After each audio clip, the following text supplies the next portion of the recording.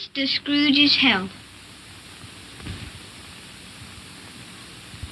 And now Tiny Tim will sing to us. What shall I sing? Hark the heralding. Yes, hark the heralding. Hark the herald angels sing, glory to the newborn King, peace on earth and mercy nigh of God. Well, they're both from London, but little Timmy is certainly no Phil Collins. Of course, we all know and love Little Timmy from Charles Dickens's A Christmas Carol. But what about his Mistress Carol? Okay, well, maybe there was no carol about her, but you get the point. Imagine that your husband kicks you out of the house. Then your sister not only takes his side, but she continues to live with your husband until he dies. You wouldn't have had to imagine that if you were Catherine Dickens, because that's exactly what happened to her. That's right. Today I have a Christmas hot mess history scandal about your beloved Charles Dickens. The man practically invented Christmas cheer. But when I tell you how he treated his wife for committing the crime of aging, you might not even want to celebrate Christmas again. Okay, you might not take it that far, but maybe National Lampoon's Christmas Vacation will become your Christmas go-to movie over A Christmas Carol. Charles Dickens was the moral standard for Victorian men as far as the world was concerned. So it had to have been a hard pill to swallow for a lot of his followers and fans to learn that, at the end of the day, he was just human and downright cruel to his wife of 22 years when he dumped her for getting too old and too fat. Oh, it's a lot. This is the story of a man's meteoric rise to fame, his affair with a teen who was younger than some of his children, another relationship that seemed a little incestuous, and this man's attempt to put his wife away in one of the cruelest ways imaginable. So, Merry Christmas. Let's get into it.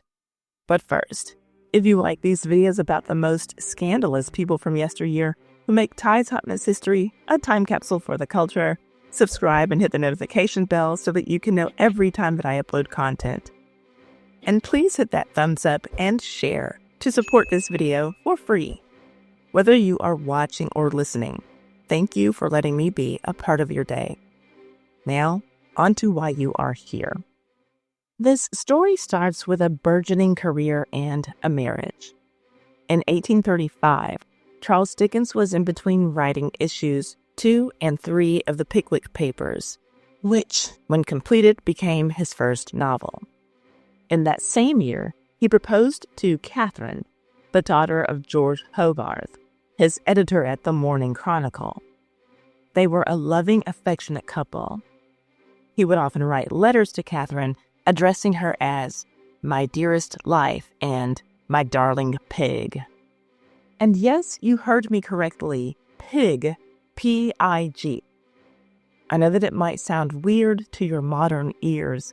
It certainly does to mine. But apparently, during the Victorian era, pet names were often literally animal names. Duck and goose were commonly used as playful, endearing names to call your sweetheart. Pig is one that Charles used for Catherine, but he meant it in a lovey-dovey way. The letters must have worked on Catherine too, because the following year, on the 2nd of April of 1836, the couple got married in St. Luke's Church in Chelsea, London. And here's a brief about their wedding from the very newspaper in which Charles worked for Catherine's father, dated April 4th, 1836.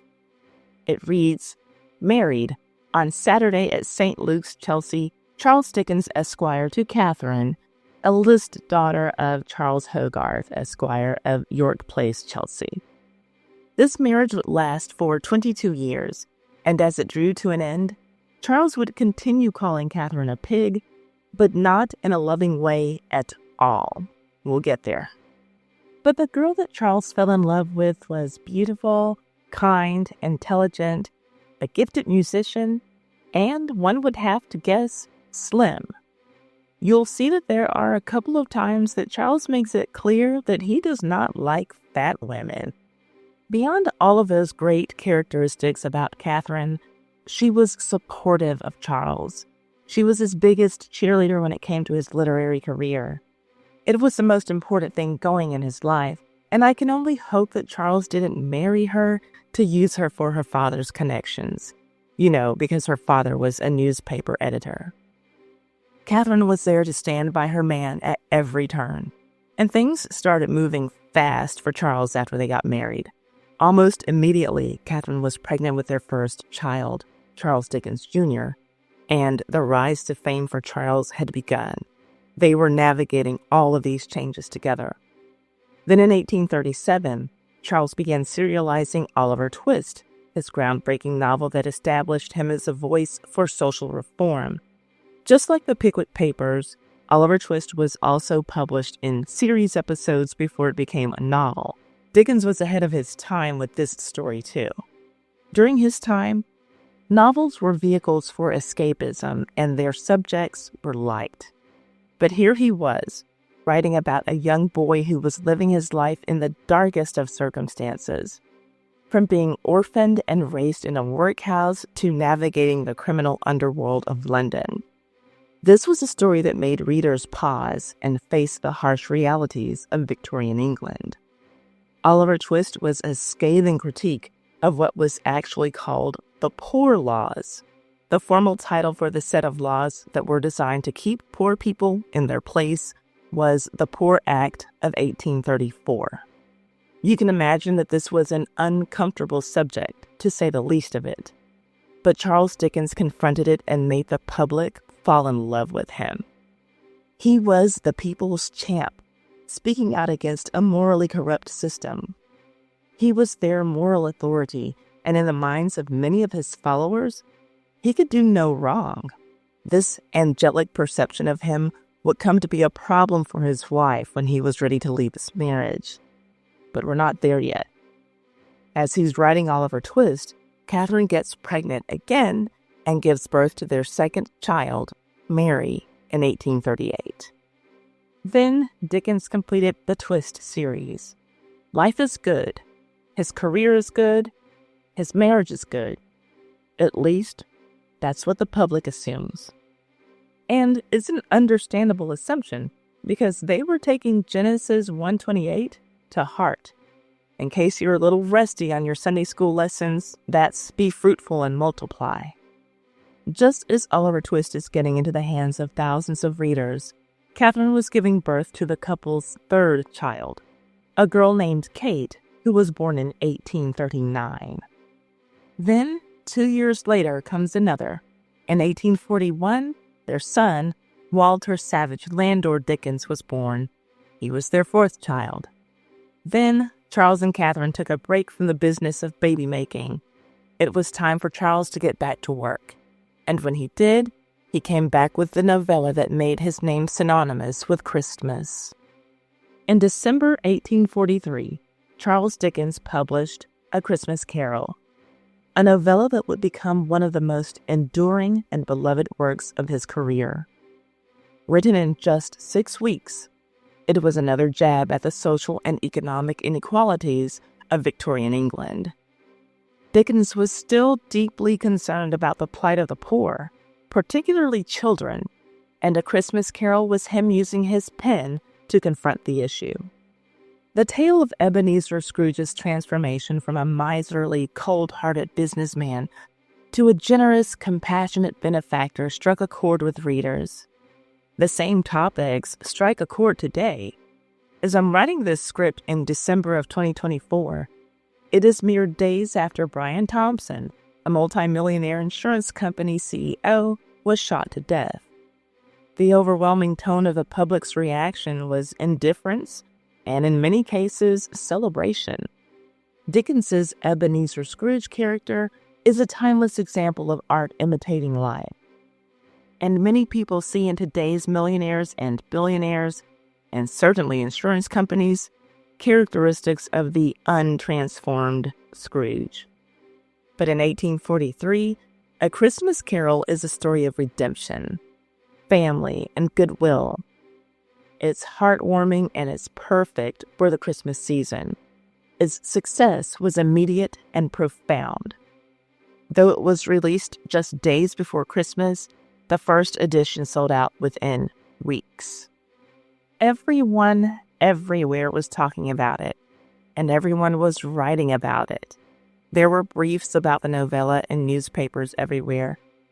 But in the newspaper where his father-in-law was the editor, the most prominent piece in the literary section was about A Christmas Carol. You can see it here in this 1843 edition of the Morning Chronicle, dated December 19.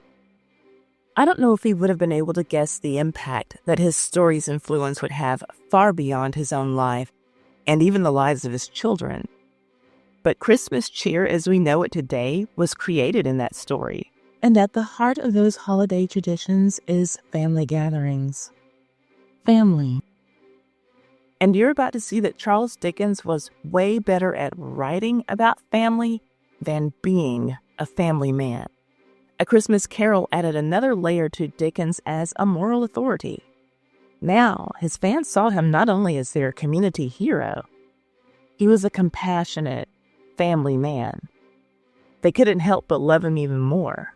However, as his public persona as a compassionate family man grew stronger, Dickens's private life began to show cracks that would later expose the disparity between his ideals and his actions. And while he valued his public image, maybe more than anything, his next hit novel would foreshadow his dark side and his cruel treatment of his wife. Before that work was published, Catherine would give birth to his 5th, 6th, and 7th children, all boys, Francis, Alfred, and Sidney. With all of those crumb snatchers safely in Catherine's care, Charles Dickens was able to focus his attention on his favorite child, David Copperfield, his semi-autobiographical novel that was a pivotal work in his career. And yes, those were his words, quote, "Like many fond parents, I have in my heart of hearts a favorite child. His name is David Copperfield." Between 1849 and 1850, Charles Dickens is serializing David Copperfield. Much of it is the story of his life, a young man navigating the challenges of an often unforgiving world. It's a story about hardship, ambition, and personal growth. It mirrors Dickens's own rise from humble beginnings to literary fame. This was a man who knew his audience and he knew how to win them over. He gave them a story about perseverance in the face of adversity. His readers were dealing with adversity from many angles. The everyday Victorian had to learn how to get along in the face of rapid industrialization, class struggles, and shifting social norms. If you swap out technological advances for rapid industrialization, those are the same changes that we're facing today. So imagine that someone writes something or makes a video that helps you to make sense of a world where you feel stuck or like you can't keep up. But whatever this person wrote or said gave you the hope that you could become a success and make it through all of the confusion. That's what Charles Dickens did for his Victorians with David Copperfield. The novel was a smash hit. Somehow, Dickens had managed to outdo himself, and his fame continued to grow to unbelievable levels. To understand his fame in his own time, think of those images of the Beatles landing in the USA and everybody calling it the British invasion. Or the footage of grown men crying and fainting at the sight of Michael Jackson in the 1980s. Dickens wasn't just a writer. He was the rock star of literature. He was the voice of the Victorian era. He, at this time, is famous. Catherine is pregnant. She has 2 more of their children while Charles is writing the series and later publishing it. A boy named Harry and a girl named Dora. Like Charles Dickens, the David Copperfield character lived a childhood that was marked by financial instability. David Copperfield had to work in disturbingly harsh conditions after his mother died, and Charles Dickens had to do the same when he was a young boy. Let me take a break from the David Copperfield parallels to Dickens' life and tell you a little more about the life of Charles Dickens. Details that I believe will help you to understand his actions later in life, and we're getting to those nitty-gritty parts in just a second here. So it seems that Charles lived a pretty decent life for a good portion of his childhood. Everything changed because his father, John Dickens, was living beyond his means and racking up debt. It all caught up with him when Charles was 12 years old. John, his father, and Charles's mother were sent away to a debtor's prison. So were Charles's younger siblings, and just like that, he had no family. And because he was, according to the law of the land, old enough to be out on his own, Charles was sent to work in a dark, dank, disgusting blacking factory where the conditions were beyond deplorable. I'm talking about rotting floors and rats all over the place. Absolutely sickening. The place was called Warren's Blacking Warehouse. It produced and bottled liquid shoe polish. Now, Charles only worked there for about a year, and it's easy for me to say only a year. But for him, it was the worst year of his life.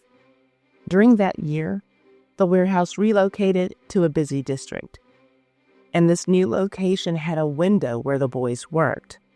That window looked out onto a very public and crowded street where passers-by would look in on Charles and the other boys like they were a freak show exhibit.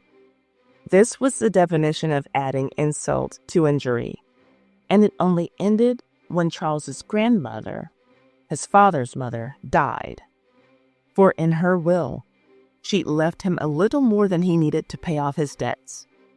Getting that money and making those payments allowed John Dickens and his wife and small children to be released from debtor's prison.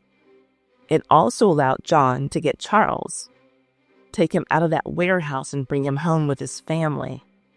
But there was an objection to Charles leaving the warehouse, and that objection came from his own mother, Elizabeth Dickens. She told her husband that Charles should have to stay there and work a bit longer. Eventually, he got to leave and was sent off to a school that he really didn't care for. So even though that was just 1 year, you can see how that 1 year would help to shape him into the man he became. That year left him emotionally scarred. That's where he developed his sensitivity to the fate of abandoned children and his rage at social injustice, themes that were constant in his literary works. That year of his life also gave him his insatiable desire for financial security. He left Warren's Blacking Warehouse knowing that he could never be satisfied being poor because the world was cruel to poor people. And the horrid conditions of that warehouse left him yearning for tidiness more than the average person.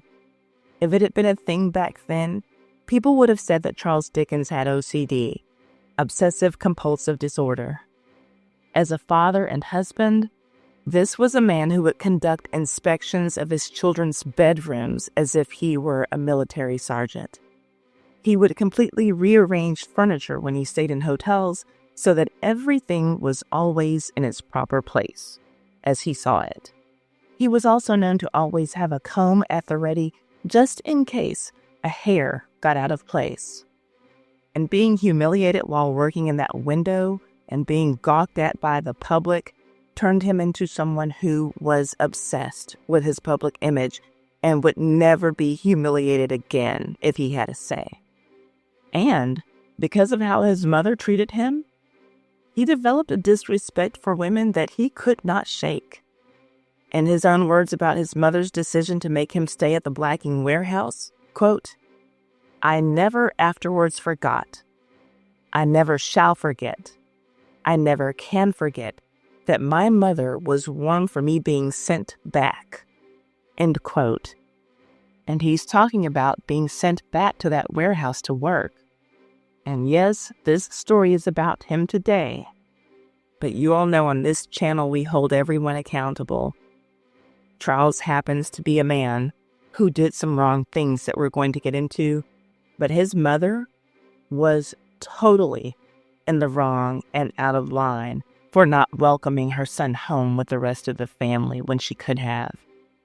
And he didn't forget it, but it seems like he decided to make Catherine pay the price for his mother's sins. Now, let's get back to David Copperfield. David prioritizes his career over family. So does Charles Dickens. David's marriage fails, and it's the fault of his wife, Dora. She's just too immature for the successful novelist, David. She doesn't know anything about managing a household or finances. She's just a silly little woman. There are some critics who believe that Dickens was projecting his hatred of Catherine onto his Dora character. It seems to be more widely accepted that the Dora character is inspired by Dickens' first love and Victorian women in general. But it's fiction, so he had the creative freedom to mix and match storylines. Anyway, in the story, Dora dies. Then Dickens, David, goes on to marry the woman he wants, a more suitable match, the perfect domestic companion. Am I suggesting that Charles wanted Catherine to die? I can't say for sure, but I can tell you that he wanted her out of the picture. And he might have had his eye on at least 3 women who could have been a better fit for him. Before I tell you about those ladies, I have to tell you about one more coinky-dink when it comes to Dickens and David Copperfield. After David's wife dies, he is happy to find that his younger associate, Agnes Wickfield, is available for courting and loving. She's a beautiful friend from an earlier time in his life. Now, let me tell you about Maria Beatnell, a beautiful friend from an earlier time in his life, Charles Dickens' life. She was his real-life first love. They met in 1830 when Charles was 18. He was head over heels in love with her. She thought that he was okay. Her parents thought even less of him. It was 1830, so their opinion mattered a great deal. At the time, Charles was a court stenographer. Maria's father was a banker, and in his mind, Charles's career was not impressive enough for him to consider Charles as a good and suitable match for his daughter. But that didn't stop Charles from pursuing her. He tried his best to impress her family and threw himself a coming-of-age party when he turned 21. He invited the Beatnell family, and they accepted his invitation. This was his moment to get some alone time with Maria. He took her off to a private corner and expressed his love for her. She laughed in his face and called him a boy. Well, of course, that ended their relationship. She went on to marry someone else, and we know that eventually Charles did too. But they met again later in life. After Catherine had finished giving birth to all 10 of Charles's children, and while Maria was still married. Here's how it happened. In 1855, Charles Dickens reached out to Maria. At this point, he was disillusioned with his marriage to Catherine. So he did what any logical, mature man would do. He wrote about his poor excuse of a wife to his ex-girlfriend. Behind Catherine's back, he wrote to Maria about everything that he hated about his wife.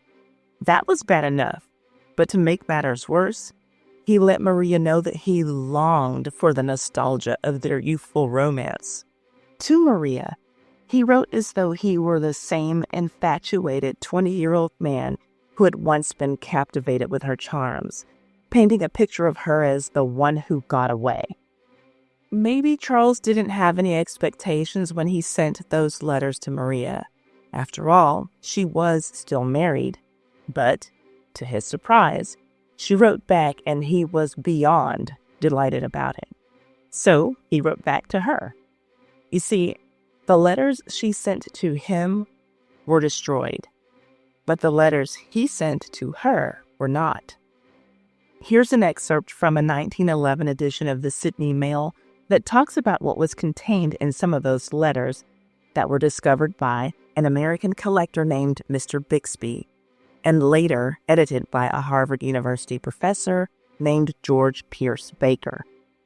The beginning of the section of that story that is called A Tragic Meeting reads, quote, Maria seems to have written explaining that she would have married Dickens if it had not been for her parents, and he replied with simple and touching emotion in one of the most remarkable letters ever written. He refuses to believe her when she says that she is now toothless, fat, old, and ugly. He recalls how her eyebrows had a tendency to join together. Now I'm pausing on this quote for a moment because it sounds like what he's saying is that maybe she had a unibrow and he thought that that was really attractive. Anyway, back to this quote. He had always been reminded of her when a girl played the harp. Maria had asked for an interview, and again, he heartily responded. He promised to buy presents in Paris for her little girl. Then, alas, they met. Alas and alas, for his eyes no sooner fell on the object of his old passion than it shivered and broke to pieces. Sir Robertson Nicholl suggests that Dickens wrote of her in Little Dorrit, where he is Arthur Clennam, she is Flora Finching. If so, the interview was a dreadful disillusionment. End quote. We'll get to Little Dorrit. In the meantime, this is what the Victorian family man wrote to his first love in his second letter to her. He told her that he had, quote, got the heartache again from seeing her handwriting and, quote, whatever of fancy, romance, energy, passion, aspiration, and determination belonged to me, I never have separated and never shall separate from the hard-hearted little woman, you, whom it is nothing to say I would have died for. That I began to fight my way out of poverty and obscurity with one perpetual idea of you. I have never been so good a man since as I was when you made me wretchedly happy. End quote. Now, depending on the source you read, some say that she told Charles that she wanted to have a private meeting with him. Others say that he asked her to meet with him. Whoever asked for the meeting, they both agreed to attend and that it needed to be a secret rendezvous that their spouses could not know about. Charles loved the idea and agreed to the meeting. Now, Maria also warned Charles that she was not the same girl he met when they were much younger, and that was understandable to Charles. 25 years had passed. He certainly wasn't the same either. He was in his 40s now and had done a lot of living since his 21st birthday. He was excited to see where things could go now that he wasn't just a stenographer. This time around, he had everything to offer Maria. He was so much more than he was before. And much to his surprise, so was Maria. She was so much more in terms of her weight. She had nearly doubled in size, and Charles was not pleased or attracted. It turned out that she wasn't lying after all about being old, toothless, fat, and ugly. The tables had surely turned. All of a sudden, Catherine wasn't looking so bad to Charles. She was still a 3 out of 10, but at least she had all of her teeth. He met Maria one more time for a dinner, with both of their spouses present. She made it clear that she wanted to continue talking to Charles, but he was done. The fantasy was over, and he cut off communications with her completely. Maria's appearance shattered the idealized image he had held on to for so many years. It was to the point that it seemed like he was angry with her for not still looking like a teenager. He couldn't get over it. He wrote letters to his friends telling them how disgusting Maria was and was dismissing her as extremely fat and no longer attractive. But his pen didn't stop there. He had to tell his fans about it too. Remember that I told you that I'd get back to Little Dorrit? Well, that was another one of his series that was adapted into a novel. He started writing it in 1855, the same year he met with Maria. And wouldn't you know it, after meeting with Maria, he has a character named Flora Flinching. And she's fat. Flora is portrayed as a middle-aged woman whose appearance and mannerisms starkly contrast with the youthful beauty she once possessed. Surprise, surprise. Her interactions with the main character are laced with awkwardness and unfulfilled romantic expectations. Flora is Maria. She talks too much and she weighs too much. This character's existence is not a coincidence.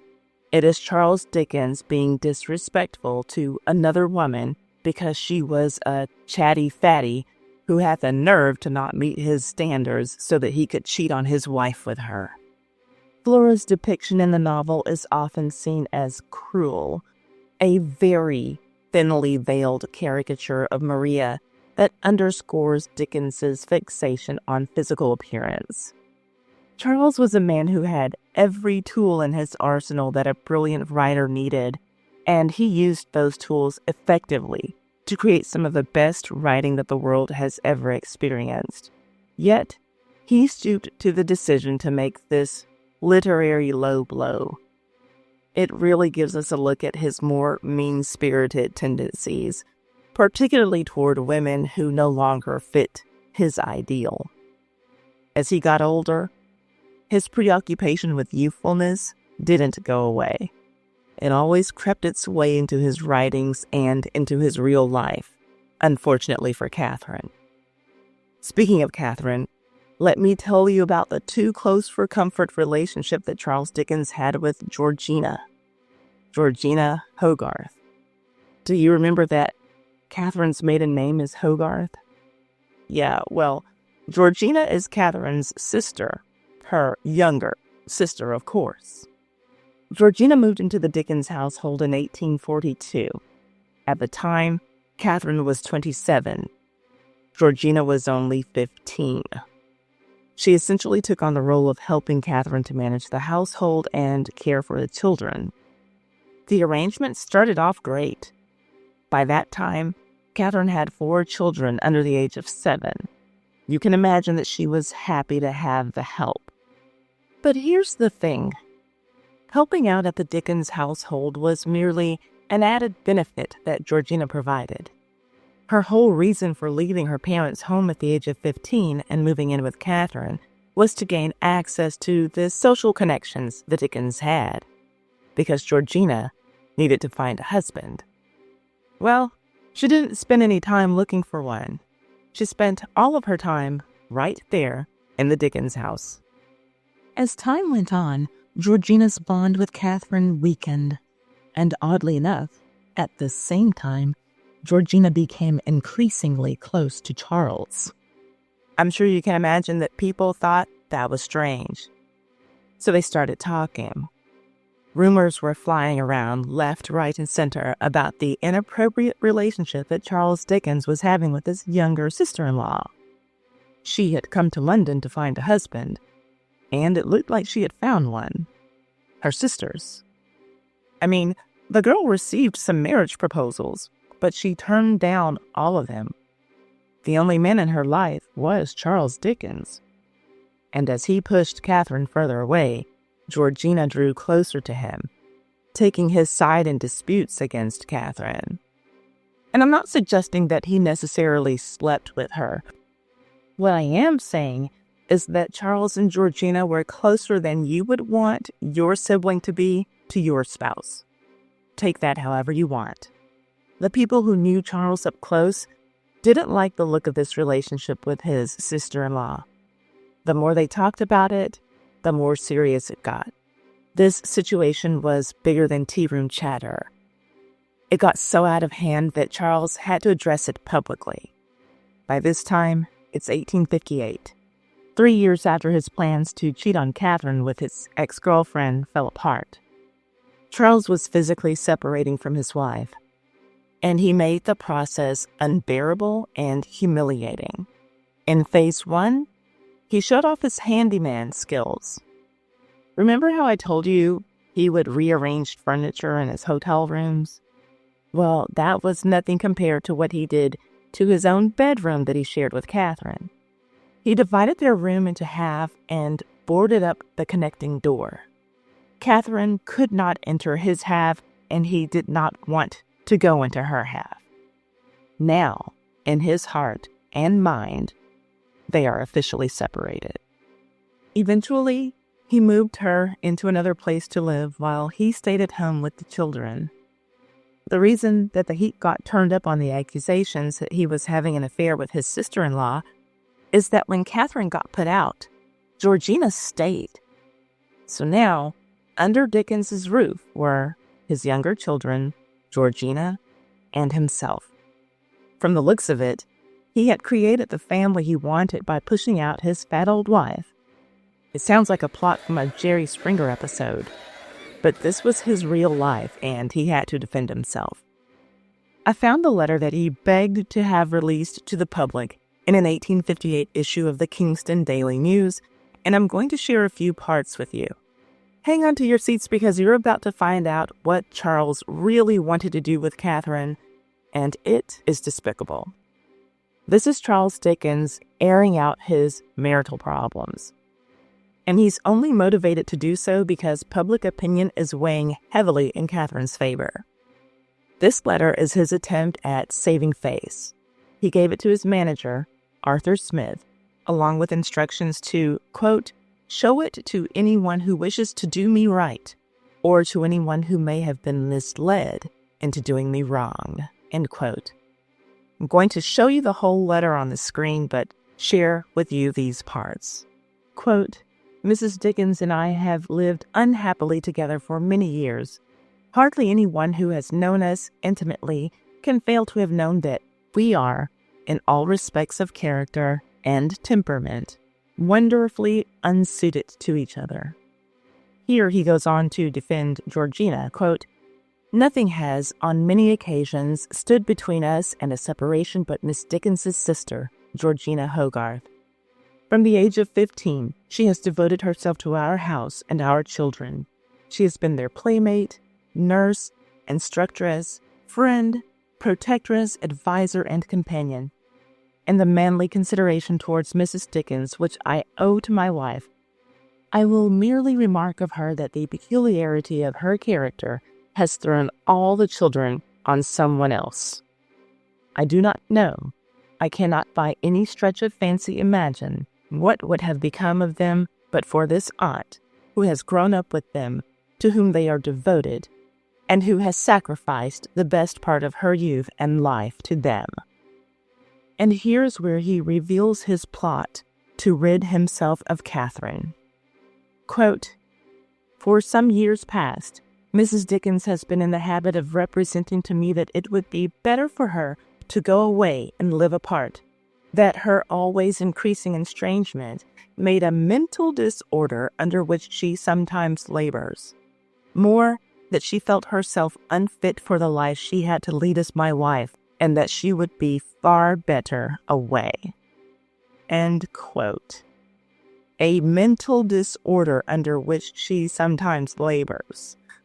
Let me tell you, Catherine Dickens did not suffer from any mental disorder. But this was Charles Dickens's plan to get rid of his wife by saying that she had a mental disorder and sending her away to live the rest of her life as an inmate at an insane asylum. I can't express just how cruel and twisted this scheme of his was. It was 1858. A man could say that his wife was insane and have her committed to a mental institution quite easily in those times. God forbid that a wife not provide sex as often as her husband wanted or prepare a meal that he didn't like. She might find herself coming down with a mild case of schizophrenia, for which her husband would have had to send her away for treatment. Often those mental disorders would clear up when the household chores got out of hand and hubby needed a little assistance with cleaning, cooking, and laundry and whatnot. But you see, the household of Charles Dickens was never going to be out of order. He had Georgina and a staff of servants. If he could get Catherine put away in an insane asylum, it would be a life sentence. He would never need her again. If he got his way, Catherine's future was going to be worse than that 12th year of his life working in the blacking factory. Remember, the year that shaped his hatred of mistreatment of the poor? Well, insane asylums weren't regulated in the 1850s. He knew that he was sending Catherine to spend the rest of her days in a facility that was known for poor, filthy conditions, physical abuse of patients, and overcrowding. The man who was getting rich off of standing up for people in his literature didn't mind sending the mother of his children to live the rest of her life in misery because she had committed the crime of getting fat after having 10 of his children. So he used his massive influence to reach out to Dr. Thomas Harrington Tuke of Manor House Lunatic Asylum. Dr. Tuke wasn't just any ordinary doctor. He was famous in his own right, and he was a sought-after alienist whose opinion mattered a great deal in a number of high-profile lawsuits. It was his job to determine if someone was mentally sane at the time of committing a crime. He was a highly esteemed psychiatrist. So, if Charles Dickens could get Dr. Tuke to give the medical opinion that his wife was insane, it was good riddance to Catherine. Well, unfortunately for Charles, Dr. Tuke actually possessed ethics. From all appearances, Dr. Tuke actually was the decent and moral man Charles Dickens pretended to be.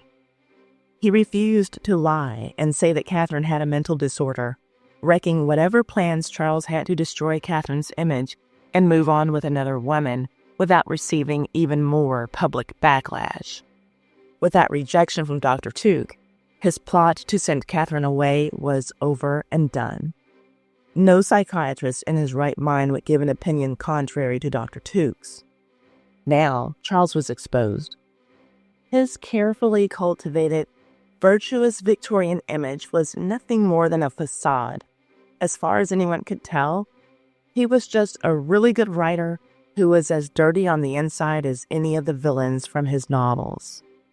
He was not able to put Catherine away, and he was so angry about it. Like a petulant child, he resorted to throwing tantrums and name-calling. By the 1860s, he's publicly referring to Dr. Tuke as a, quote, wretched being and a, quote, medical donkey. His actions following his split with Catherine were weird, to say the least. He initiated the separation, yet he was also the one acting like a woman scorned. In June of 1858, he published a statement in his journal called Household Words. Apparently, he was addressing the situation regarding Catherine, but his language is so coded and defensive that the words mean nothing. He refers to his issues as some domestic trouble and proceeds to write a bunch of gibberish about how he was concerned for the sake of the public that they might be looking at him in an unfavorable light. Reading that long statement almost made me forget that he was one of the best writers in history. He was trying to defend himself, but wasn't even man enough to say what the accusations against him were. But his childish behavior didn't stop there. Charles Dickens used this period also to sever ties with his friends who supported Catherine. You know, the same way that middle school girls do. If you're going to be friends with me, you can't be friends with girls I don't like. This is how this 46-year-old man was carrying himself. But it wasn't just friends he was cutting off. Dickens lost business contacts too, because some of them sided with Catherine. You know, the whole not wanting her to be put away into an insane asylum, when she clearly did not belong in one. Notably, he ended his relationship with William Bradbury and Frederick Evans. Who were these two guys? They were better known by their business name, Bradbury and Evans Publishing.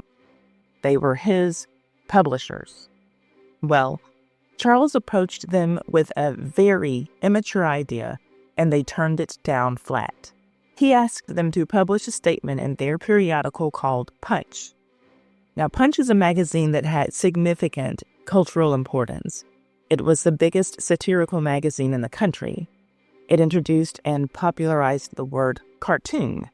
So you can imagine that when Charles went to them and asked them to publish a statement about his old fat wife, that his motive was to further humiliate Catherine. Punch magazine made light of serious issues sometimes, but this request was just taking things too far. This request of his wouldn't produce comedy, but instead the public ridicule of a woman who didn't deserve it. In Charles's mind, Punch served him a gut punch by not publishing his low-brow, low-blow dig at Catherine. So, in his usual crybaby fashion, he didn't want to play with them anymore. It must have been so difficult for his serious business associates to have to handle this grown, successful man the same way they had to handle their children. Speaking of children, It's time for me to tell you about Ellen. She is the teenage actress he met in 1857, the year before he needed to get Catherine out of his house. It certainly seems like his aim was to move Catherine out and to move Ellen in. Here's their story. In 1857, Charles and his friend Wilkie Collins were working on a stage play that they co-wrote. It was called The Frozen Deep. Charles was overseeing casting for the play, and that's how he met Ellen Ternan. She was an actress who came to audition for a role, and Charles was captivated by her from the moment he saw her. This is what he was hoping he would see when he met his first love behind Catherine's back. A woman who was young, beautiful, and slim, of course. Ellen was everything that Catherine wasn't. Catherine was an overweight slob who was making him look bad in public, but with a piece of eye candy on his arm like Ellen, he would get looks and stares for the right reasons when he showed up to industry parties. This match made sense because she was so good-looking, and so was he. But seriously, in his mind, it only made sense that a hot young babe should be seen next to him. I can't stress enough how important his image was to him and how superficial he was. He felt entitled to a young woman like Ellen. The play she was in was a success. Everything in his life was a success. At this point in his life, Dickens had the Midas touch. Whatever he touched turned to gold. Perfection. And that's what Ellen was. Perfection in the human form. He was perfection, and he deserved to have the chance to wipe the slate clean and to get rid of Catherine and start over with this perfect woman who fit perfectly into his perfect life. Now, he doesn't just want Ellen. He needs her. And it is during this time in his life that he becomes increasingly mean to Catherine. She has to go because his affection for Ellen has spiraled into a full-blown obsession because she is just what he's been looking for all of these years. The perfect replacement for Catherine. This obsession with Ellen consumed Charles till his dying day, and you'll see exactly what I mean by that shortly. He was so busy trying to please Ellen and buy her affection that it didn't matter that his personal life was in shambles all around him. He couldn't see it. He could only see Ellen. So everything that I just told you about the year of 1858, when Charles is doing carpentry work to separate his bedroom space from Catherine and throwing temper tantrums because no one agrees with his attempt at putting Catherine in an institution, all of this is happening while he's trying to date, pursue, court Ellen. He turned up the heat on his hateful tactics towards his wife because he had his next woman lined up. By 1859, this relationship has turned into a bit of a public scandal. The man was a brilliant writer, but not good at covering his tracks. It was written about in an 1859 edition of the Castlemaine Mail. Quote, "By recent accounts, we have received further scraps of information respecting the family discords of this great writer and austere moralist. On paper, it appears that incompatibility of temper which caused a separation after 22 years of married life between Mr. Dickens and his wife, had its first origin in a Miss Ellen Ternan, a very young and beautiful actress, for whom he entertained what he was pleased to consider a platonic affection, but which it does not appear other persons were disposed to view in that light. His eldest son, now a man himself, has sided with his mother in this matter, and prefers residing beneath her roof to his father's. This circumstance, with others, has told strongly against Dickinson's version of the story at home. We also hear from our London correspondent that Dickens is about to abandon his management of Household Words, having quarreled with his publishers Bradbury and Evans, because these gentlemen refused to insert his statement, which had appeared in that journal, in the pages of Punch.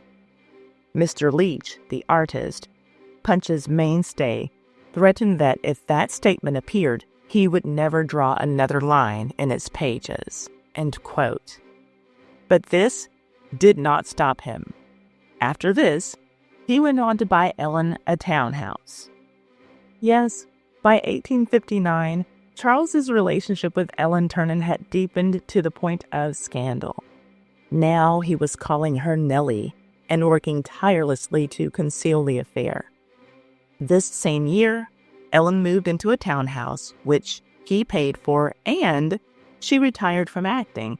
I mean, she had given the theater all that she could have given it. She was 20. Isn't that around the age you retired? Well, maybe, just maybe, she was able to retire because he was helping her out financially. And by helping, I mean paying for her existence. He was so determined to keep her that he would do anything. And what he had to do was keep their relationship under wraps. So the townhouse that he bought for Ellen was purchased under the names of her sisters, Maria and Fanny Ternan. Quick side note about sisters, Maria and Fanny were far more talented than Ellen. They both went on to have successful careers as actresses and writers, both of them. They were determined and just as beautiful as Ellen, but many of Dickens's critics believe that it was Ellen's lack of determination and talent that attracted Charles to her. He wanted someone who would follow his will and never object or challenge him. That's what he got in his Nellie. And he tried everything within him to keep their secret relationship going. It was kind of easy for him. He had more than enough money to maintain multiple residences, and he did, so he could have her stowed away at one place and then another. The travel schedule that he had to maintain also made him hard to track, so he definitely could bring Ellen on trips with him. There was probably no man on earth happier with the invention of railroads than Charles Dickens. Train tracks gave him an easy escape from the watchful eyes of London, where everyone knew who he was and, for the most part, still pitied Catherine. Even though he was divorced by 1858, he was not able to go out flaunting Ellen in public. He wanted his fans to believe that all of the stuff about Ellen was a lie, so he had to keep her a secret for the rest of his life. I would imagine that eventually, people got around to not caring about his affair one way or another, but because he cared so much about his image, he continued to sneak around with Ellen. He took her to Paris several times in the 1860s. Sometimes her mother would accompany them on their train rides. Ever trying to keep up his charade, he would tell people that Nellie was his stepdaughter when they were on these trips. And that plan worked fine until June 9th, 1865. On that day, Dickens was returning from a trip to Paris. In the coach with him were Ellen Ternan and her mother, Frances. The train track was being repaired near Staplehurst. Workmen didn't signal to the oncoming train that there was a gap in the tracks, and that was a major problem. The gap was 42 feet long, and it was over a bridge. The train's engineer spotted the trouble at the last minute, but it was too late. Momentum carried the engine and the first part of the train across the breach. But you can imagine the rest. The coaches in the center and the rear of the train fell into the river below the bridge. All but one of the first-class coaches went into the ravine. That coach was the one that carried Charles Dickens, Ellen Ternan, and her mother. The story made front-page news, the Staplehurst railway crash. 10 people died and nearly 50 people were injured. Even if Charles Dickens hadn't been aboard, the story would have gotten major press coverage. But since he was on the train, it got even more coverage, and the extra coverage was about him. First, let me give credit where it's due, because one man said that Charles saved his life.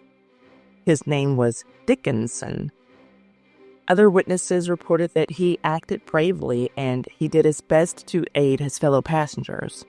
Those same witnesses reported that after he got out of the rail car, he helped Ellen and her mother get out too. I've never seen fate work so hard against a man who was trying to live a double life. Well, that was June 9th, 1865. On June 9th, 1870, the 5th year anniversary of this train wreck, Charles Dickens died.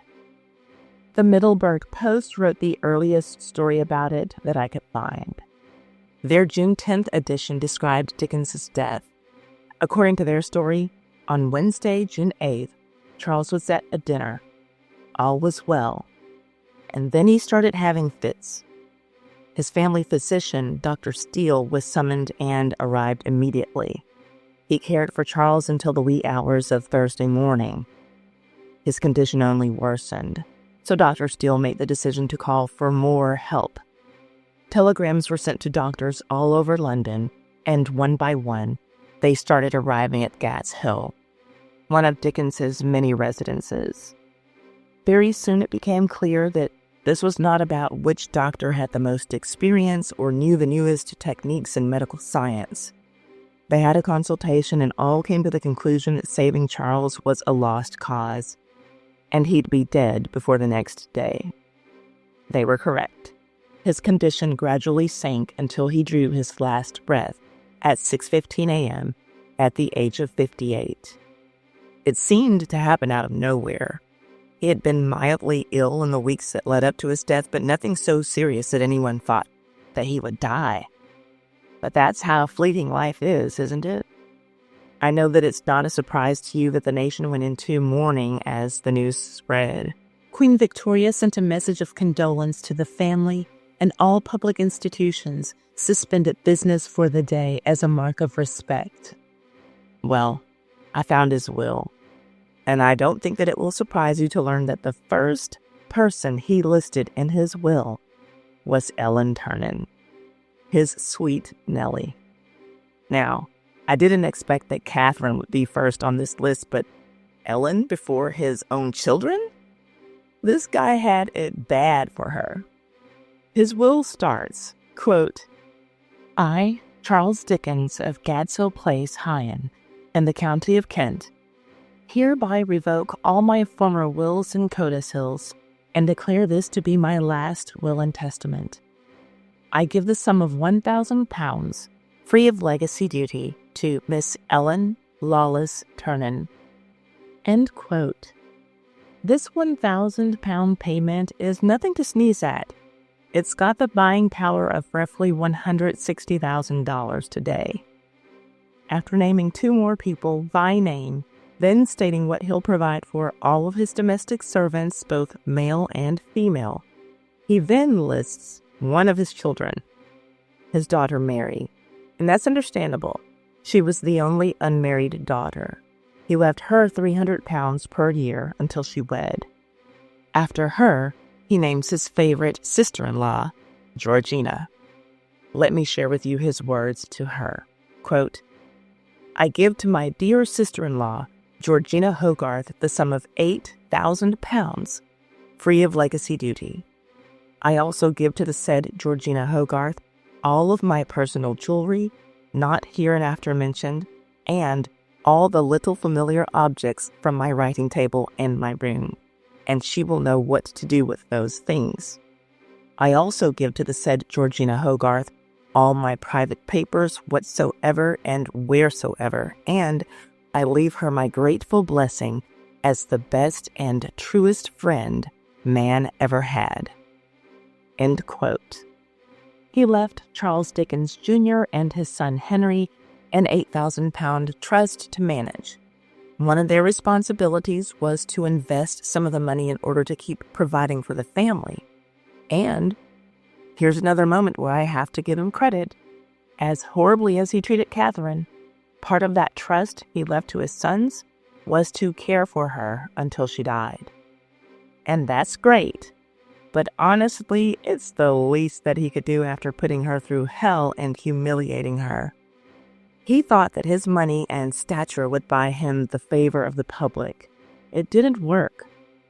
But his connections and power did allow him to shut Catherine up and never have her side of the story to be heard. At least that's what he counted on. But you know the saying, what is done in the dark will come to the light. And for Catherine, that light came in 2019 when her own words had been discovered. Or I should say rediscovered. Here's the deal. In 2014, Harvard's Haunton Library purchased a number of Dickens-related documents at an auction. The letters weren't analyzed until 2019 by John Bowen. But by this time, the general public had forgotten about Dickens's scandals, or they never knew. To the average person, he was just a prolific author, someone whose books we had to read in high school. Georgina and Charles's younger children might have been happy to know how he was perceived because God knows that they tried their best to restore his reputation to squeaky clean status as soon as they could get to it. They spent the years following his death cleaning up what he cherished the most, his image. He had left all of his personal papers to her, Georgina, in his will. I suspect that before he was cold in the ground, she started burning any correspondence that put him in a bad light. She and the kids did a good job, but they couldn't burn the letters that they didn't have. While they were busy trying to make the dead Dickens a moral authority, Catherine was still alive, and she was telling her side of the story to an audience of one, Edward Dutton Cook.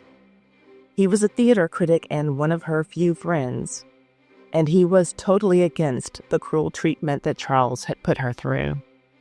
Dickens justified his evil treatment towards his wife by telling everyone that she was a cold and distant mother, his words, towards their children. That was one of the worst ways to characterize a woman in those days. He knew what he was doing, and she sat in silence and took the pain. But I think that it's only fitting that today, Catherine gets the last word. On Christmas Eve, she wrote to her youngest son, "My own dearest Plorn, it is a very long time since I have written to you, but I know that dear Mamie has told you the reason of my silence. I have had a painful and tedious illness, and I am still obliged to lie almost constantly on my sofa. But, my darling, you must not be uneasy about me. Thank God I am slowly improving, and my doctor gives me hope that with patience and time, I shall get all right again. I cannot write a long letter, but I must just express my most affectionate good wishes of the season, although the new year will be in some time before ye receive this. I trust, dearest Plorn, you are well and happy. I am thankful to think you have had good rains. I cannot tell you the devoted love and kindness I receive from all my dear children in my illness. God bless you, my own Plorn. Your always loving mother." Even as she is utterly ill and her children chose to distance themselves from her, here she is reaching out to her son to express her love to him and to give him hope that they'll meet again soon.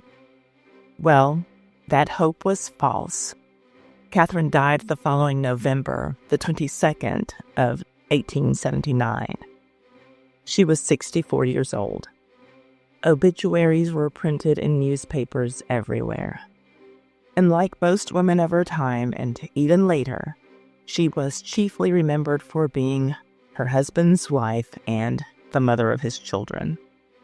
By the time that Catherine died, 3 of the Dickens children had already passed. The baby Dora, who died at 8 months, their son, Sidney, who had a respectable naval career but lived his adult life in debt, which Charles Dickens absolutely despised about Sidney and some of his other children. Sidney died at the age of 25 while returning home on sick leave. Their son Walter rose to the rank of lieutenant of the East India Company. His promising future fell apart when he, also, got deeply into debt. Then he got ill, had an aneurysm, and died at the age of 22. Charles Dickens Jr. started his adult life as a banker, then, to his father's dismay, went bankrupt, and only got on his feet after his father hired him to write reference books, Charles Dickens reference books. Mary went on to live with Georgina after her father died. Kate was their only daughter who really pushed back hard against Charles when he went on his campaign to humiliate Catherine. She married twice, first to a younger brother of Wilkie Collins, who had worked with Charles Dickens in the past. Then she married the Italian painter Carlo Perugini. Francis ended up joining Canada's Southwest Mounted Police and dying 1 year after his retirement. Alfred also started his adulthood in debt. After his Australian wife died in a horse carriage accident, he became a single father to their 2 girls and earned a living lecturing about his father. Henry went on to have a successful law career and was knighted in 1922 by King George V. Edward, the baby of the family, joined his brother Alfred in Australia and became a member of Parliament in New South Wales. For all of the despicable behavior of Charles Dickens when it came to his wife, that is only a small part of his legacy. He was a horrible husband and a magnificent writer. Virtues seemed to be important to him, but maybe he just didn't like the thought of applying those virtues to himself. That would make him a hypocrite, but still a damn good writer. This is the man who gave us Ebenezer Scrooge.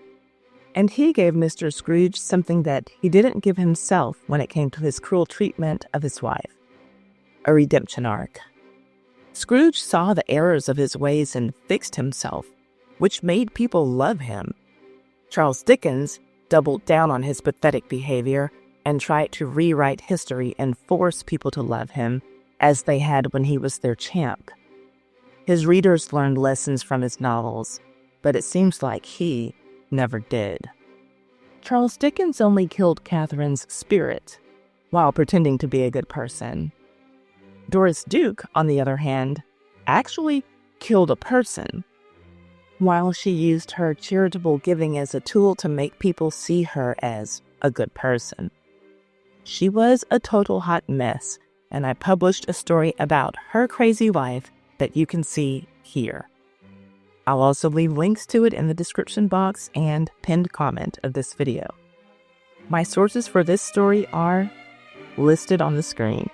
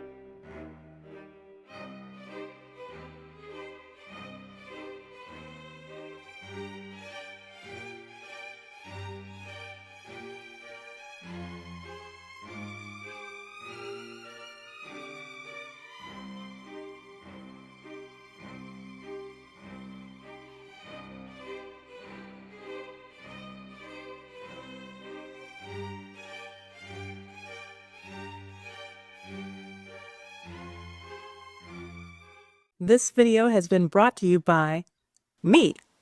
Well, Me and my new YouTube channel, Verified YouTube Guide. Are you just starting your YouTube journey and feeling overwhelmed?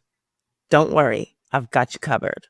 My channel, Verified YouTube Guide, is your go-to resource for practical, step-by-step tips to grow and monetize your channel. It's literally follow-along video tutorials. I'm showing you the steps I took to get 180,000 subscribers on YouTube. So if you don't know how to do something, you can just copy my work one step at a time. From setting up your channel to showing you how you can earn money at any stage on YouTube. And I'm not just talking about YouTube ad revenue.